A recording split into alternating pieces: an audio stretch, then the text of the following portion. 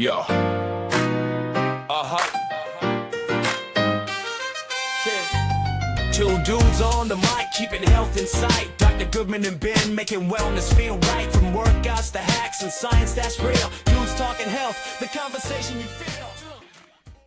Dr. Goodman, good to see you. Good to be here. Thanks for having me on again. Yeah, having a great day. I am still in Morocco. Last time we talked, we did our last podcast talking about dementia, which was a lot of fun for me. And this topic that we're going to talk about, which is hormones and how different things affect our hormones, was also a lot of fun for me to research. I've felt different at various points in my life. There are times where I'll go work out twice a day and I still feel invigorated that I want to go exercise and go again.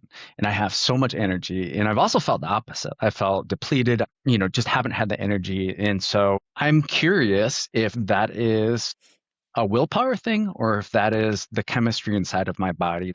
Ever since I was probably a teenager, the word hormones or talking about hormones, it's only something I've talked about with my girlfriend when she's talking about she was hormonal, a certain, period of time. But we don't talk about it as men and as guys about our hormones, other than me getting my blood test, and getting a panel on my testosterone and things like that. So that's what I want to talk about today. And I want to talk to you, Dr. Goodman, about people that are close to the age of 40. I'm 41. What hormones should we pay attention to optimize our energy and performance? So let me start with this, Dr. Goodman. What are hormones? Keep it basic to start. So just to be real basic, hormones are basically intra-body, organ-to-organ signals. So if your brain wants to tell your pancreas to do something or whatever it is, it sends out a chemical. That's a hormone. Okay.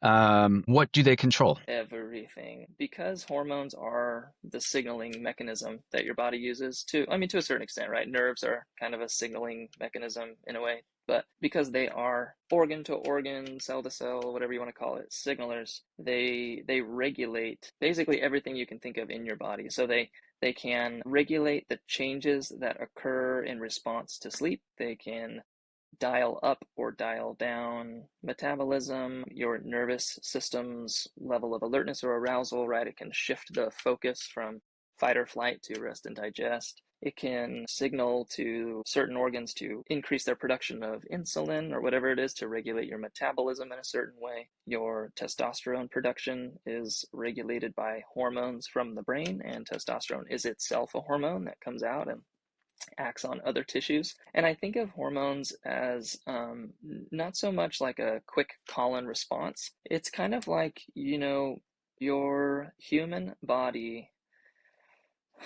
lives in the world and it goes through changes in state. And so during the nighttime, we go down into sleep, and that's our recovery, rebuilding, rejuvenating time. That's the body's time it occupies a certain state, right? The chemical makeup and balance shifts. And then we wake up and we go into this alertness state. And then we can be stressed and go into a hyper-responsive, stressful state. Maybe we get injured and our body needs to go into a repair and recovery state. And so it's just like this constant shifting and balance of all these different systems. And I feel like the crosstalk amongst those systems and how it organizes itself and how it communicates those shifts, that's like hormones. That's the job of hormones. So it's kind of hard to just pin it down, but in the context of what we're talking about today, we'll highlight a few of them that are kind of like top of mind or that we feel are very strong components of those shifts. And so that's an easier way to kind of manage it, because obviously trying to get it all conceptualized would be like you'd need some LSD or something to like and like wrap your mind around the whole universe inside us, dude. I think we should do a podcast on that, but not today. So you actually did a really good job of, psychedelics. Yeah. Like while on LSD, we should do a podcast on LSD. That'd be kind of. There we go. There we go. That would be, wow. You just took me on a trip there. You did a really good job of actually explaining that to me, the inner talk between our organs while our body's making shifts. Obviously, it's not a static thing. That makes sense to me. I want to talk, obviously, I'm 41 years old. You're closer to 40 than 30. At the age of 40, let's focus on that. Why do hormones matter, and do they matter more, or are there changes going on at that time in life? Yeah. So I think, as we age, the body's ability to maintain those balances, it shifts itself. Its ability to maintain it shifts. And a lot of aging is simply that process, your body either breaking down or suffering inefficiency. And so it's not able to maintain the systems and balance the systems like it used to. I think some of that is very nuanced. The balance of the system when you're growing has to lean towards growth and anabolism and that kind of thing. And so it can be easy to just say you start breaking down, but it's kind of not so, I think, simple as that.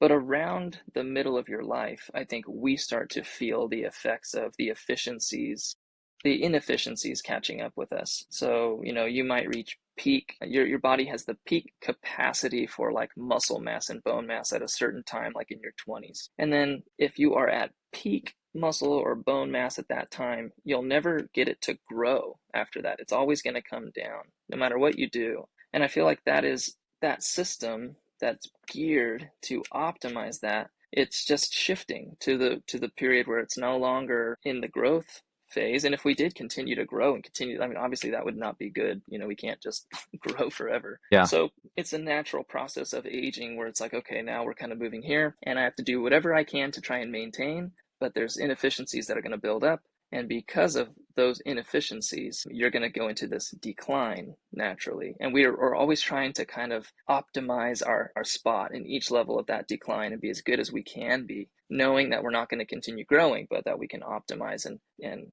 mitigate the drop. So I would say that the hormones that we measure, we say, are they the reason? They're the markers. Like we say, oh, you're in decline. Let's check the level of your testosterone, because testosterone's job is to do X, Y, and Z, and you're noticing a decline in X, Y, and Z. So there's other hormones and there's other things that also are changing too. But we just know these few that are very conspicuous and are in charge of a lot, So we monitor them and we measure them and we look for, there's the marker, that's down.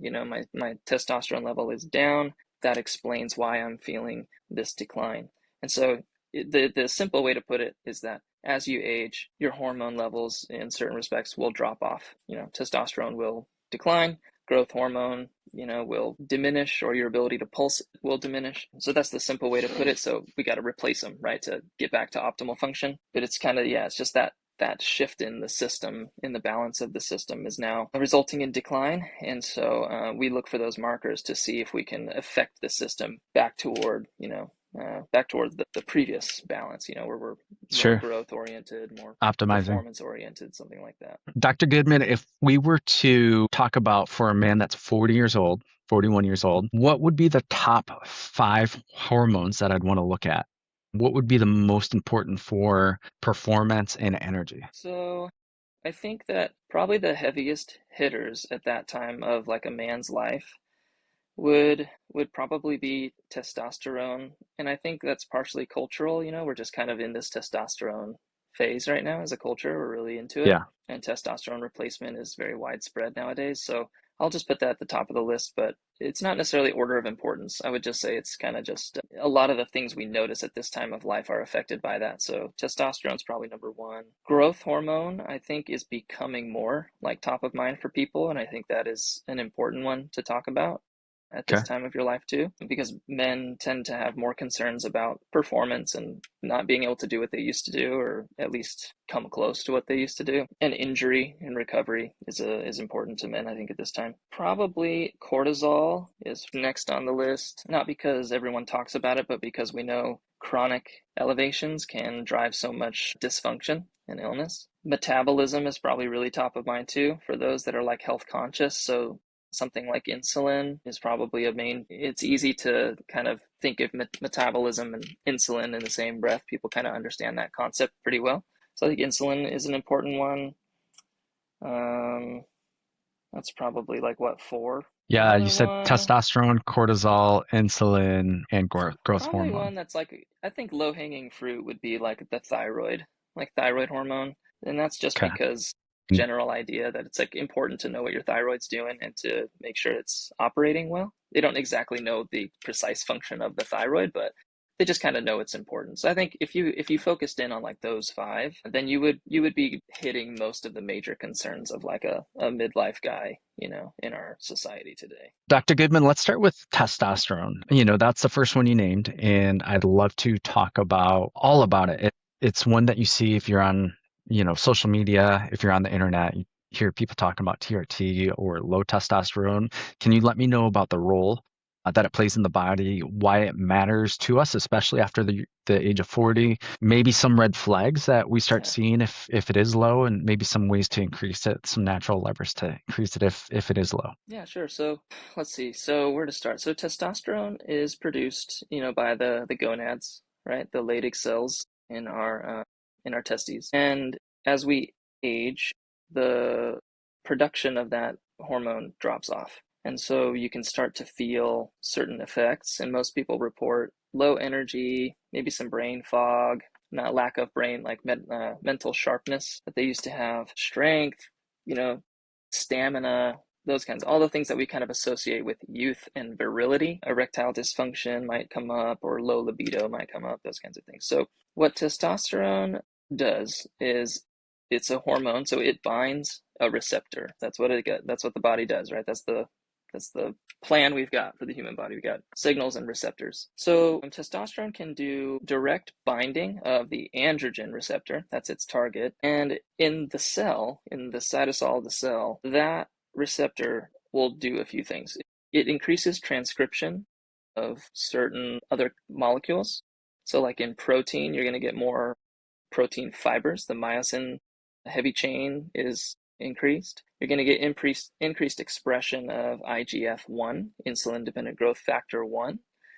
You're going to get more ribosomes, which means you're going to be able to make more proteins. And you kind of shut down the signaling that turns off protein synthesis. So you can see in muscle, it's going to promote growth of new muscle, building of the building blocks like proteins, and it's going to induce IGF-1, which also does a lot of those things, right? Cell proliferation and cell proliferation growth, breakdown of triglycerides into fatty acids for fuel. It's going to do a whole bunch of those other things. So that's in like muscle. So you're going to fuel growth, you're going to fuel strength. In the fat tissue, testosterone decreases lipoprotein lipase activity in your visceral fat. So you basically get less visceral fat accumulation and more Hmm. mobilization of fat for fuel. So you can see again, working kind of simpatico with the muscle and energy, right? You need to burn fuel to build stuff, and so that's what it's going to kind of gear itself toward. It also affects your bones. So as you're growing and you're just got lots of testosterone around, you got lots of osteoblast activity, which is the bone builders. So your bone mineral density is going to increase. One of testosterone's two main metabolites, it goes into a couple different directions, is estradiol, and that protects bone mineral density over time. So that's really important. So bones are getting stronger, muscles developing, fat is being utilized more for fuel than for just storage. You get a few other like efficiencies, like better glucose uptake into the cell, more mitochondrial efficiency, things that support energy efficiency and Hmm. performance, you would say. And then in your blood system, you get more red blood cell production. You get better nitric oxide production from the vascular endothelium. So better ability to carry oxygen, better oxygen delivery to the tissues. In the brain, you get more BDNF, so you get more synaptic plasticity and growth. So that's where you can kind of support cognitive function, particularly memory is important with testosterone. And the hippocampus is a large part of the brain where not large in size, but that's where testosterone I think exhibits a noticeable effect. So memory is highly impacted. And then you get like this balance of dopamine and serotonin, the modulation between them and inhibitory neurotransmitters. And so you get sort of a dopamine focused pattern. So you get improved mood, better reward center activity, and better anxiety kind of profile. And then obviously the libido factor, right? You're going to have kind of enhanced drive, sexual function, that kind of thing too. So those are kind of main heavy hitters. There is also some really good, like probably metabolic. You could probably just tie it back to metabolism, but we kind of touched on that. You get better Yeah. uptake of glucose and better use of fatty acids. So those are kind of like, that's like testosterone. You can think of it as like the young, virile male, what you see in that person that's going to fuel those pathways. I think about testosterone and I almost think of, a stereotype of a guy doing bicep curls in the gym and just hooting and hollering, but it sounds like it does so much for all men, in like so many different things. Thanks for Yeah, I clarifying think that for me. the bicep one is like the most conspicuous because that's what people Yeah. see outwardly. But Yeah. all of the biochemical processes have to like support that in order to get that result. If you have protein breakdown with testosterone, you're not going to see the big biceps in the gym. And so it's pretty easy to conceptualize that all the systems in the body have to kind of move in that direction in order to obtain that result. So yeah, that's all it is. Yeah. Yeah. Are there any reasons why, like at the age of 40, it matters more, we start looking at it? Am I right that it declines Yeah. pretty quickly? Yeah, it does. It starts to drop off around that time of your life. In 40, we're not so concerned about mating and having children and doing all those things as when we're younger. And like, I'm sure evolutionarily, the young guys in their, 20s, late teens into their late 20s, they were the people that were hunting and the protectors and the warriors and things. And so I think just as you move into your wise elder phase of like our evolution, our organism's evolutionary state or whatever, those things become a little less important, or Hmm. perhaps evolution has selected for it to be not so important. It's not as needed. And our experience and our wisdom is probably more valuable at that time. So the body just happens to be changing that way. So yeah, it Yeah. does drop off naturally. But there's some people where it drops off more than others, and sometimes that's a function of, exposures in the environment. It's just when it drops off more than normal, what we call normal, we call that like pathology, right? So it's pathologically subnormal. And so you might feel these effects and it's like affecting your life and you're like, man, this just sucks. And so if you check it and we go, oh yeah, well, it's because it's not tracking with the normal amount, then we can kind of replace it and address it. So it's not like Mm. every guy over 40 could benefit from testosterone replacement, except a certain amount of decline in that regard. As long as it's Sure. not impacting your life negatively and you're basically able to do what you want to do, then we don't replace it to a certain degree in everybody. We don't try to achieve our early 20s levels or something all the time. But in a lot of folks, it's extremely beneficial when they're feeling those like. What is there anything that we could do like a natural lever if we want to increase or boost our testosterone? I think that's a good question. One thing that really pops out at me is sleep. I think that people need to take their sleep very, very seriously. Another thing that pops out at me is diet, and then probably like exercise. So in general, what I kind of like harp on is Yeah. that people need to move, eat, chill, and sleep. You got to move, eat, chill, and sleep. That's what you got to do to like be a relatively healthy person. And so exercise is stimulatory. It's going to tell your body that you need more muscle and more of these things. And so it's going to promote all the processes that move in that direction, including testosterone levels. You need to eat well because diet affects, every chemical process in our body. So I don't know the specific diet that like supports testosterone levels, but I imagine that's very important. Chill, meaning you got to lower your stress levels. You got to like Mm. manage stress because chronic stress, it does lower testosterone levels. It crushes it. It's really bad. So we know that when cortisol levels are high chronically, you're essentially turning off the machinery that replenishes those systems in the body and replenishes testosterone. And so you're going to have a decrease. Sleep is a huge like overlooked thing, I think. Probably not in the health and wellness industry. They talk about it a lot, but like for the Hmm. common person, they don't realize that like even like 5 days of poor sleep and your testosterone levels can drop like 10%, 15%. So you like, and that's a big drop, Yeah. statistically. That's like many, many years of aging's worth of testosterone drops. Chronic sleep deprivation, hypercortisolism chronically, poor diet, and sedentary lifestyle, those are the ones that are going to hurt you, right?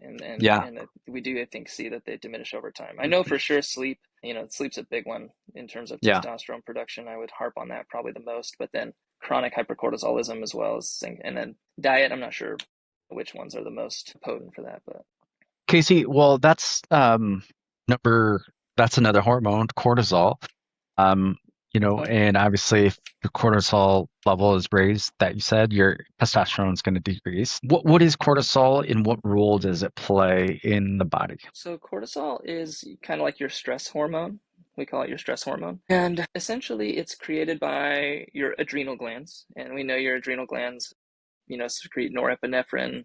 We call that the kind of the fight or flight hormone. So it's hard to say really like what it's specifically responsible for, other than kind of just generally talking about that system. It's more like cortisol is a stress hormone, so it's going to power the nervous system state that lets you respond to stress. So you're just kind of living, it's the fight or flight response. It's the protective response. It's the survival response. And so what I would probably lean toward is thinking about chronic cortisol elevation and what is its kind of like effect on the Sure. body, because we know kind of what the cortisol state is. It's that hyper alert, hyper arousal state. But the chronic state is really what's like detrimental to things. And so when you talk about chronic hypercortisolism, essentially what you get is that cortisol will go into your cells and it will bind a receptor called the glucocorticoid receptor. And so if it binds it too much for too long,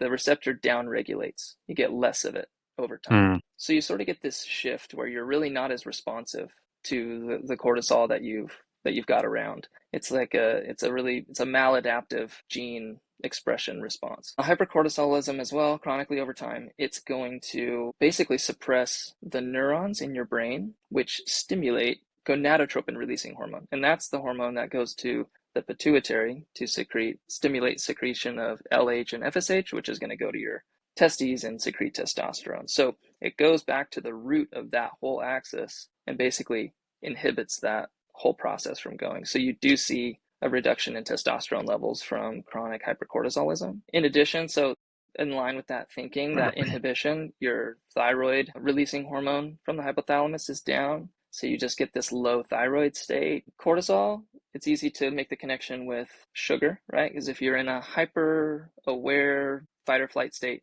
you need blood sugar around. You need it to be aware, you need it to flee sure. from a dangerous situation, right? And so when you want to have glucose around, you want to have insulin around. That's what's like hyperinsulinism is what you need to get the sugar from the blood to the cell. So having it out in the blood basically means that you're diminishing the effect of insulin in the bloodstream. So you've got tons of blood sugar around, you need it available. So you're going to become insulin resistant over Mm, time. So you're unable to take the glucose out of the bloodstream into other cells because your fight or flight response is trying to keep it available all the time. So you get this hyperglycemia, insulin resistance. Your fat burning system also kind of redirects. When you're in fight or flight mode, you're kind of in survival mode.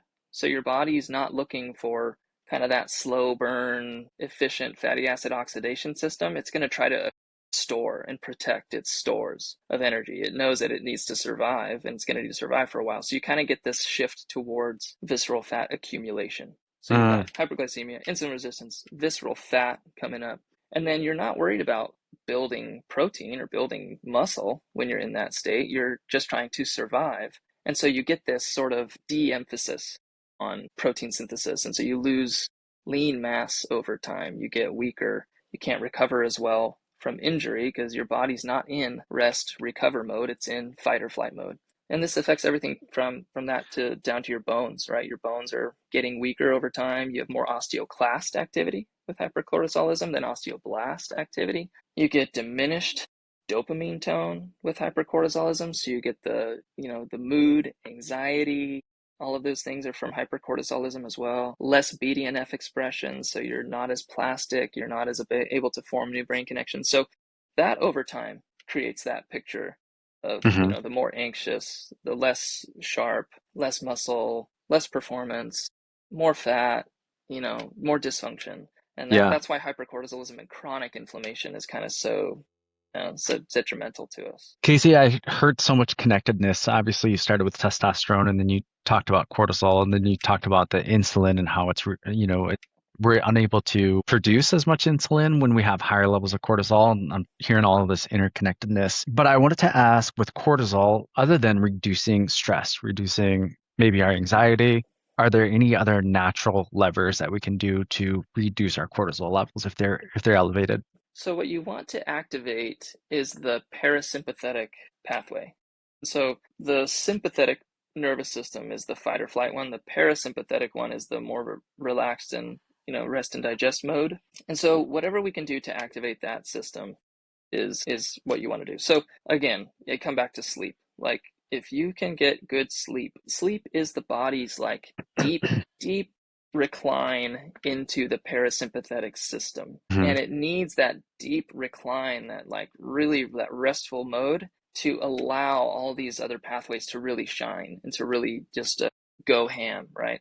And so the cortisol level is lowest during deep, slow wave sleep, deep sleep. Deep And so if sleep. you have during deep sleep, so if you have poor, like obviously you need to manage your stress, but if you have other chronic conditions that result in hypercortisolism, or you're getting poor sleep and you don't allow your body to really sink into that parasympathetic mode, then your insulin or your cortisol levels are going to kind of at their lowest, they're going to be higher than they should be. So Sure. down in that deep sleep, when they're normally really low, they're going to be higher at a baseline, and you're not going to allow the other benefits of deep sleep to really shine. It's going to suppress the activation of like your growth hormone pulsing and your frequency of the pulse for gonadotropin releasing hormones. So it's kind of like a chicken and egg thing. Like hypercortisolism affects deep sleep, and deep sleep, if you don't have enough of it, affects your cortisol level as well. And so obviously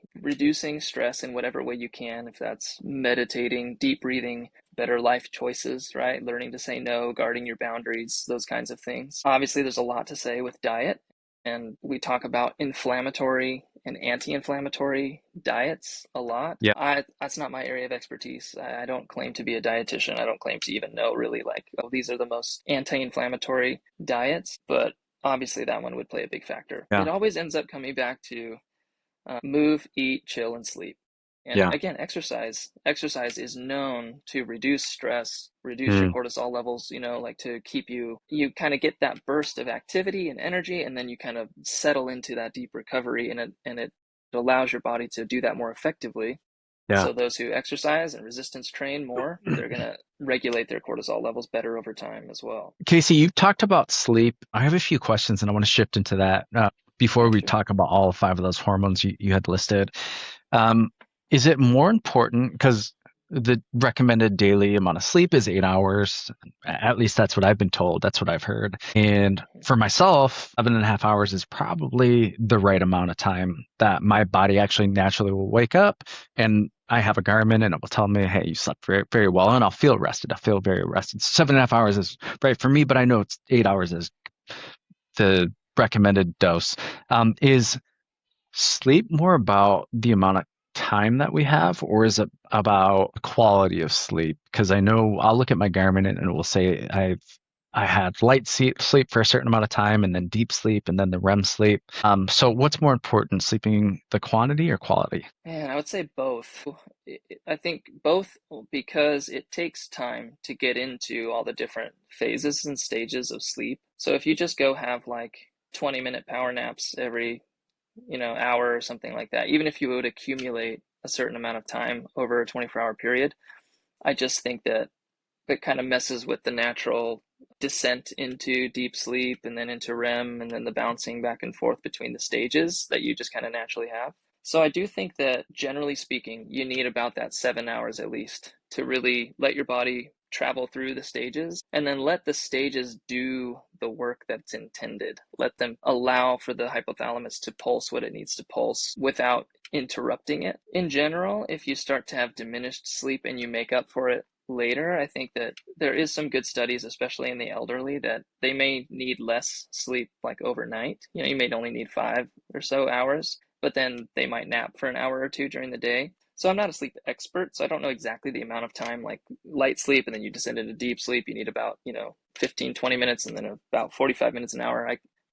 Generally speaking, I would say you need time to get through the stages, and the stages are what kind of govern what signaling is allowed to really thrive from the brain into the body. And so it's kind of like an interplay of the both of them. I read a book called Why We Sleep by a doctor named, I think it's Matthew Walker down in San Diego. And the book's awesome. I was super, super into it.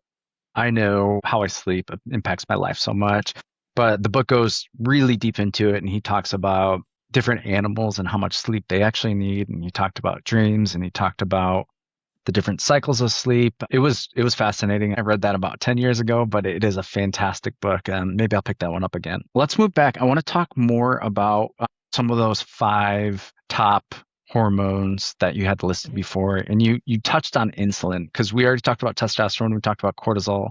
What about insulin? Can you talk a little bit about what role does that play in the body? Yeah, sure. So insulin is kind of what I think of when you think of metabolism. I wouldn't say it's like the governor of metabolism per se, but it's a large player, and it's the easiest marker that we have to kind of talk about metabolic dysfunction. We know about it well. We know diabetes obviously is prolific. So I would say insulin is kind of like what I equate to like your metabolic signal, right? It's your metabolic health signal. So what insulin does is it allows for the uptake of sugar from the bloodstream into the cell. And it does this by essentially being activated. It's a tyrosine kinase. It gets phosphorylated on this tyrosine molecule, and then this receptor allows for the movement of sugar into the cell. And so this is going to obviously promote sugar's use for ATP production and energy production, things like that. So that's its main function. It also, though, goes into the liver and will encourage the liver and the muscle cells to store sugar as glycogen. So you get sort of glycogen synthesis. It's not all just getting burned. Some of it's getting burned, but some of it's getting stored so that you have some for later. Another thing that insulin does is it increases the level of an enzyme in our body called acetyl-CoA carboxylase. And that basically results in a little bit of diminished fatty acid oxidation and like basically fat buildup or fat storage, lipogenesis, especially in the liver. So you get kind of that movement as well a little bit. So a little more sugar focused, but again, not totally, not totally singular in that way. You do get a bit of protein synthesis from insulin. You get kind of the system gets kind of supercharged, and so you have some protein degradation synthesis, but the net result is that you get more protein synthesis than breakdown. I think it's through the mTOR pathway that it activates. And then you get some like tissue growth. You get this like cell growth the genes that supports differentiation and cell growth are kind of not supercharged, but they're supported. And so you get just like a buildup. You think of it as like a builder, right? So the more insulin you have, the more you're going to be storing up certain things, and it's going to be building tissue. And so that, I think, kind of results in more fatty deposit, fat storage, diminished fat breakdown. And that is why a lot of folks that have hyperinsulinemia, or you might call them insulin resistant or diabetic, they get that metabolic profile. They have a really difficult time losing fat, because they're so insulin focused that more of it is driven to adipose tissue for fat storage, less fat breakdown, more sugar transport, using that, building that up. There are some beneficial effects, obviously, of insulin. It performs a vital function in our body. It vasodilates, so you get improved nutrient delivery in your blood vessels. You're supposed to, it lowers your appetite, increases satiety, because obviously if you have a hyperglycemic situation and then you get a lot of insulin after that to bring it into the cell, your body's going to signal to the brain like, hey, I've got enough, I'm good, right? So it signals to the brain that you got more, satiety, less appetite. So that's the kind of the general way that insulin kind of impacts you. And then you can see then how over time with hyperinsulinism or hyperinsulinemia, you eventually get to a point where you become a little bit resistant to insulin in the body. So that receptor that it hits, it gets phosphorylated at a different spot, and it's not as good at bringing glucose into the cell. And so you have this persistent hyperglycemia, which leads to more stress response on the body, which leads to more insulin resistance. And so you don't get as efficient of a system. And then you continue some of the other effects of insulin, which is the fatty storage and the gluconeogenesis and all of that. And then you get this metabolic picture where you're not in good balance between your use of sugar and your use of fatty acids and things like that for fuel. Is there anything we can do if we're insulin resistant? Yeah, exactly. So you want to basically shift it back into a state where that receptor can function well, right? You want it to be sensitive to insulin again. And so diminishing the cortisol state of your body, so being, better control of your stress response and hypercortisolism, if you diminish that presence, then that's going to work better, because the stress response and the chronic stress response does increase the phosphorylation of that enzyme or that transporter on the wrong site. So you want to diminish that context. You want to diminish that environment. Another thing that is really important, obviously, is exercise. So when we use, especially resistance training, there's a GLUT4 transporter that goes up to the surface of the cell, and it's similar to that other transporter that insulin normally hits, but it has an insulin-like effect. And so you start bringing sugar back into the cell via that transporter. So you get better utilization of sugar just by virtue of exercising well. Again, sleep. We keep coming back to sleep, right? Yeah. Move, eat, chill, and sleep, right?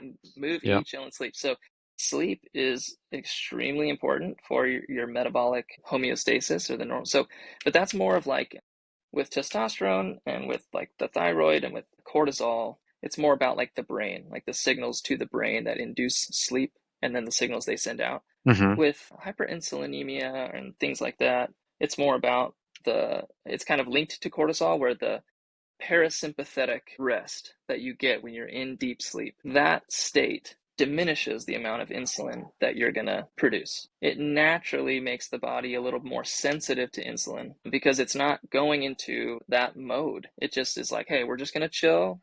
We're going to put a pause on it. We're going to depress the insulin output. And then we're going to make all the cells a little more sensitive so that whatever glucose we got hanging around, it's easy for them to utilize. And so that it's really more about the sympathetic and parasympathetic tone that you get with sleep. But if you have that good deep sleep, you're in that parasympathetic phase, you're suppressing the amount of insulin that you release naturally. And so you just get a better overall metabolic picture versus sleep deprived, more sympathetic activation, more insulin around all the time, more cortisol around all the time. You're just fueling that process again. So again, move, eat, chill, and sleep. Gotcha.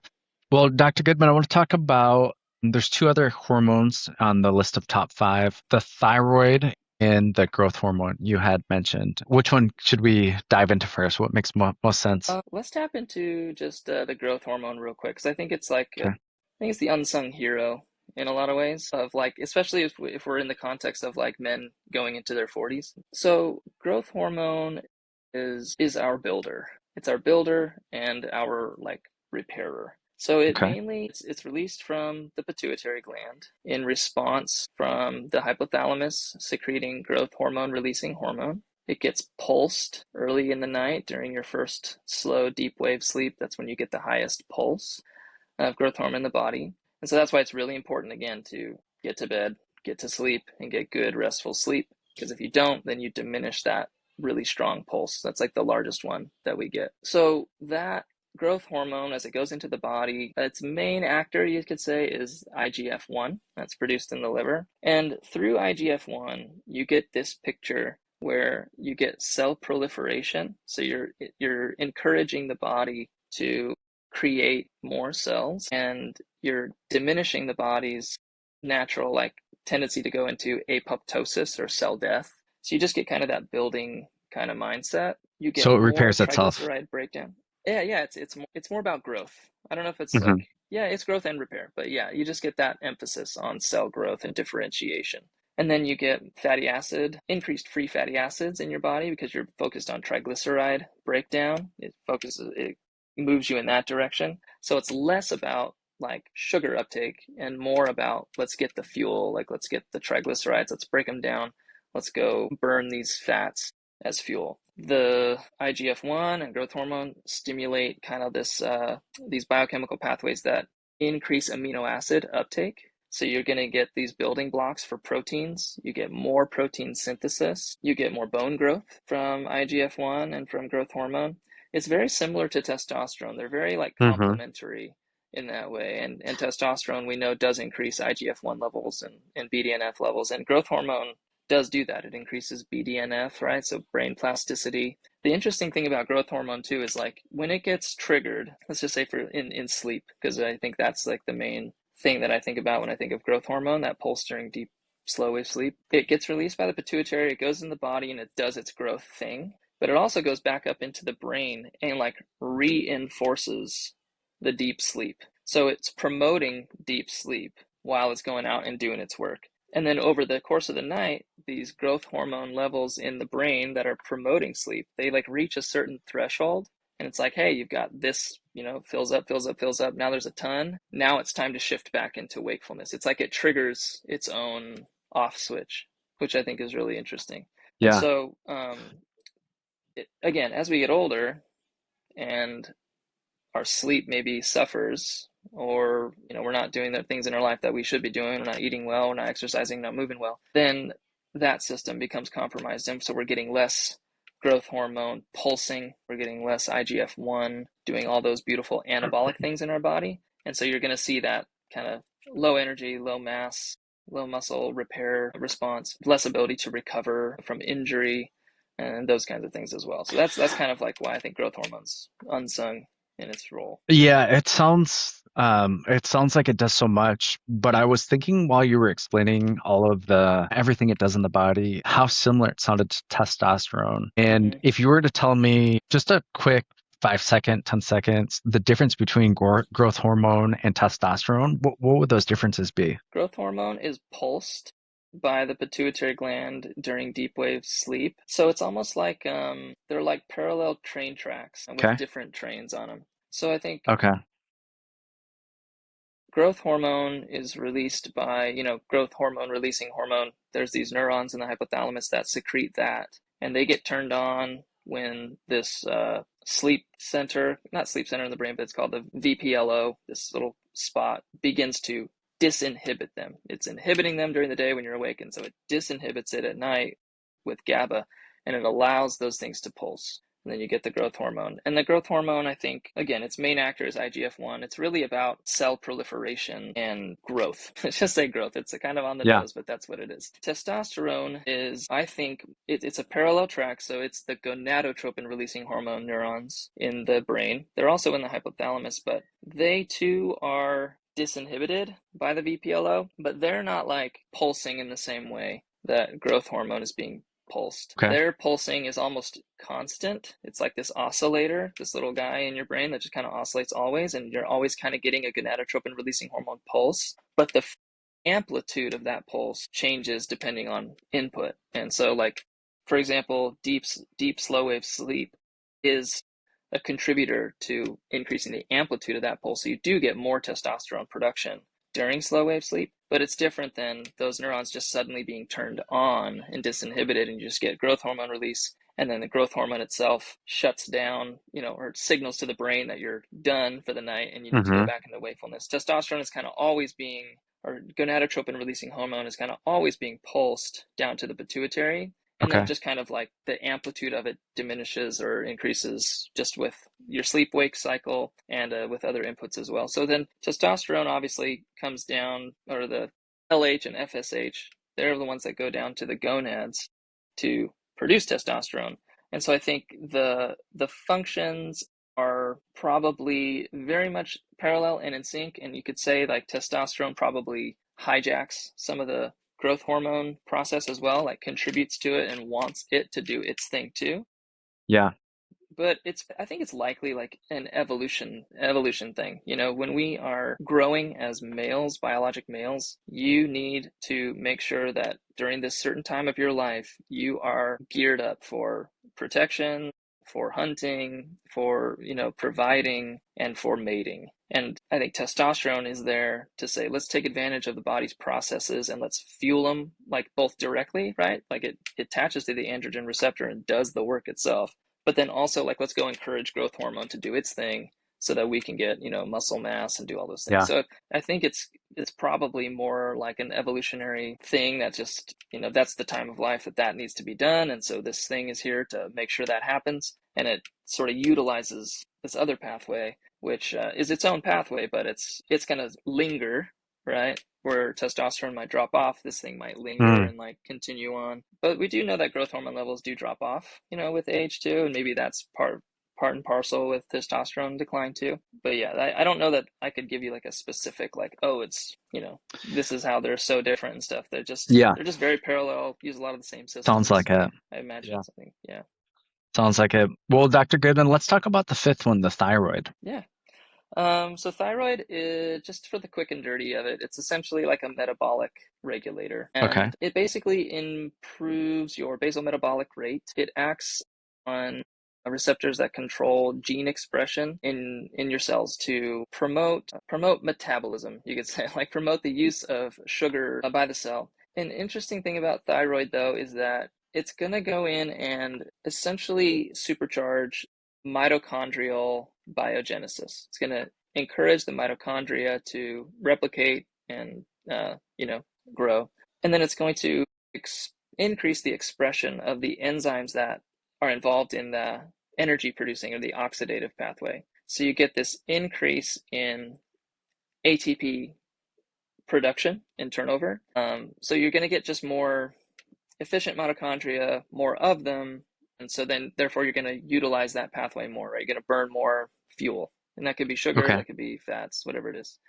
In addition, in a previous episode, we talked about the heat shock proteins and stuff and brown fat. So brown adipose tissue utilizes what's called the uncoupling protein, where you bring in fuel, you burn it through the mitochondria, but instead of just producing ATP, you get this uncoupling, where instead of producing it, you instead just get a leak of a proton across the mitochondrial membrane. And what that does is create heat. And so you get more of those uncoupling proteins with thyroid hormone action. So when thyroid hormone comes in, you're going to be able to produce more heat. So it's involved in like thermoregulation for your body as well. With thyroid hormone, you're going to get, again, more glucose availability. You get more glucose production from the liver. It does stimulate the GLUT4 transporter as well in muscle. So you get just better utilization of glucose. So if you have hypothyroidism, you can get a picture of metabolic dysfunction similar to like the diabetic picture, where you just don't utilize glucose well. Yeah. And then you're going to increase fat turnover. You get better utilization of your cholesterol with your thyroid. So often if you have a good thyroid, or if you have a dysfunctional thyroid, your cholesterol levels can be elevated, like LDL. Yeah. And if you get it working again, those levels can come down. It's like they utilize cholesterol in order to do their fat turnover. So just better utilization of fuel. Casey, if someone has a thyroid issue, usually I think about that as someone, probably they're overweight if there's some problem with their thyroid. Is there anything that they could do to help themselves out or improve that? Well, so again, move, eat, chill, and sleep. I think the thyroid is probably less dependent on like the sleep-wake cycle in order to like be optimal. But we do know that in sleep deprivation, you get significant increases in TSH. So you basically are going to scream at your body to produce more thyroid. We know that iodine intake can significantly impact how your body creates thyroid hormone. So you want to make sure that you have enough. That's how we came up with iodized salt. When there was low iodine intake, people's thyroids would kind of go ham, and they're trying to get more thyroid hormone production. And so their thyroid hormone or their thyroid glands would just swell up. You get these big old goiters. And then once they introduced like iodized salt into the general population, those basically disappeared. We don't really have that issue anymore. So iodine is like, critical to the manufacture of thyroid hormone. So yeah, diet, again, move, eat, chill, and sleep. That's where we always keep coming back to. Yeah. Dr. Goodman, this is a fascinating topic, talking about hormones for men. I feel like I could go on forever talking about asking you more and more questions, but I think we cut it there unless there's anything else you want to mention here? Anything else that we missed? No, I think we basically covered a large swath. Again, it's such a big topic. I would just encourage people to think about the whole endocrine system, their hormones, as a large complex system. And it's always kind of changing and in flux. And the best way to keep it where it needs to be is to move, exercise, train, eat well, good dietary intake of a multitude of nutrients, right? Yep. Variable intake. Colorful plate. Keep your stress levels down. Make sure that you're engaging in like safe societal practices so you're not so overstressed all the time.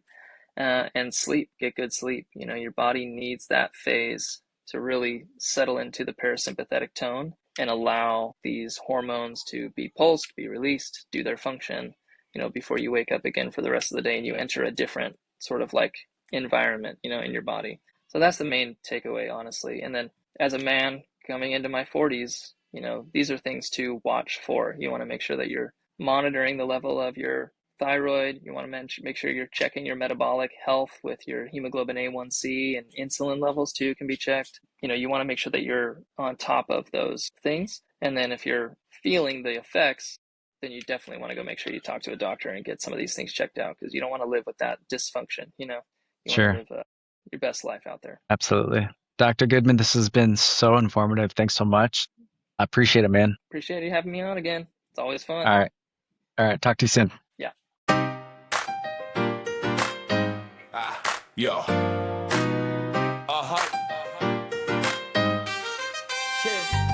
Two dudes on the mic, keeping health in sight. Dr. Goodman and Ben, making wellness feel right. From workouts to hacks and science that's real. Dudes talking health, the conversation you feel. Two dudes on the mic, keeping health in sight. Dr. Goodman and Ben, making wellness feel right. From workouts to hacks and science that's real. Dudes talking health, the conversation you feel. Two dudes on the mic, keeping health in sight. Dr. Goodman and Ben, making wellness feel right. From workouts to hacks and science that's real. Dudes talking health, the conversation you feel.